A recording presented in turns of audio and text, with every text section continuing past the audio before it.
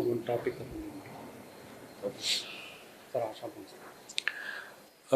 ಪ್ರಸಿದ್ಧ ಗಾಯಕಿ ಆಶಾ ಭೋಸ್ಲೆರವರು ನಮ್ಮನ್ನು ಅಗಲಿ ಹೋಗಿರ್ತಕ್ಕಂಥ ಸಂದೇಶ ಬಂದಿದೆ.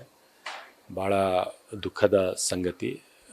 ದಶಕಗಳಿಂದ ಈ ದೇಶದ ಜನರಿಗೆ ಮನೋರಂಜನಾ ಕ್ಷೇತ್ರದಲ್ಲಿ ಅವ್ರದ್ದೇ ಆದಂಥ ಒಂದು ದೊಡ್ಡ ಕೊಡುಗೆ.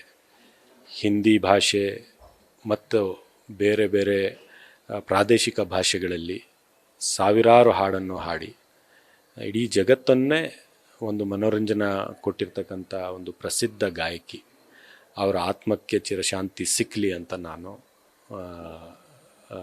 ದೇವರಲ್ಲಿ ಕೇಳ್ಕೊತೇನೆ. ಸರ್ ಅವರ ಗೀತೆಗಳು ಮಾಧುರ್ಯಗಳು ಅದು ನೀವು ಕೇಳಿರುವಂಥ? ಹೌದು, ಆಶಾ ಭೋಸ್ಲೆ ಬಹುಶಃ 5 ದಶಕದ ಈ ದೇಶದ ಜನಸಂಖ್ಯೆ ಕೇಳಿ ಹೊಗಳಿ ಅವರನ್ನು ಒಂದು ರೀತಿಯ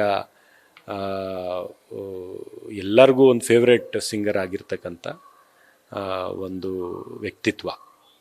ಸೊ ನಾವು ಕೂಡ ಬೆಳೆಯುವಾಗ ಅವ್ರ ಹಾಡುಗಳನ್ನು ಕೇಳಿರ್ತಕ್ಕಂಥದ್ದು, ಇವತ್ತಿನೂ ಕೂಡ ಅವರ ಹಾಡು ಇನ್ನೂ ಪಾಪ್ಯುಲರ್ ಇರ್ತಕ್ಕಂಥದ್ದು. ಸೊ ಅವರು ಇವತ್ತು 92 ವರ್ಷ ಅವರಿಗೆ.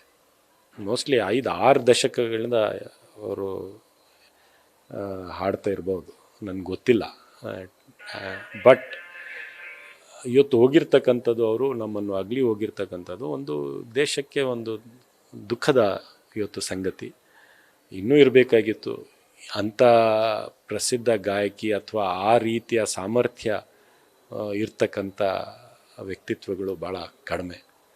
ಸೊ ಅವ್ರ ಆತ್ಮಕ್ಕೆ ಶಾಂತಿ ಸಿಕ್ಕಲಿ. ನ್ಯೂಸ್ ಫಸ್ಟ್, ನಿರ್ಭೀತಿಯಿಂದ ನಿಮ್ಮ ಪರವಾಗಿ.